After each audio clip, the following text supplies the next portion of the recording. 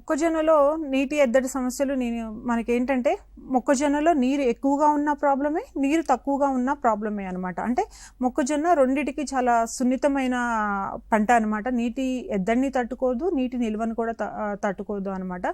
మనకి ఎక్కువ నీరు ఉన్నప్పుడు ఏంటంటే వేర్లు అనేవి ఊపిరి తీసుకోవడం చాలా కష్టంగా ఉండి అవి కుళ్ళిపోతూ ఉంటాయి. వేర్లు ఎప్పుడు కుళ్ళిపోతాయో మనకి మొక్క పెరుగుదల అనేది మందగిస్తుంది, మరియు ఆక్సిజన్ అందక మనకి పసుపు పచ్చగా అయిపోతూ ఉంటాయి అన్నమాట ఆకులు. అలాగే ఎప్పుడైతే వేర్లు మనకి కుళ్ళిపోతూ ఉంటాయో భూమి నుంచి సరైన పోషకాలు కూడా తీసుకోకపోవడం వల్ల మొక్క ఎదుగుదల లేకపోవడం వల్ల మనకి దిగుబడి తగ్గిపోతూ ఉంటుంది. సో ఈ ఎక్కువ నీరు ఉన్నప్పుడు పొలంలో నీటి నిల్వ కాకుండా కాలువలు ఏర్పాటు చేయాలి. తర్వాత రైజ్డ్ బెడ్స్ ఉంటాయి, ఆ రైజ్డ్ బెడ్స్ అనేవి వేసుకోవాలి.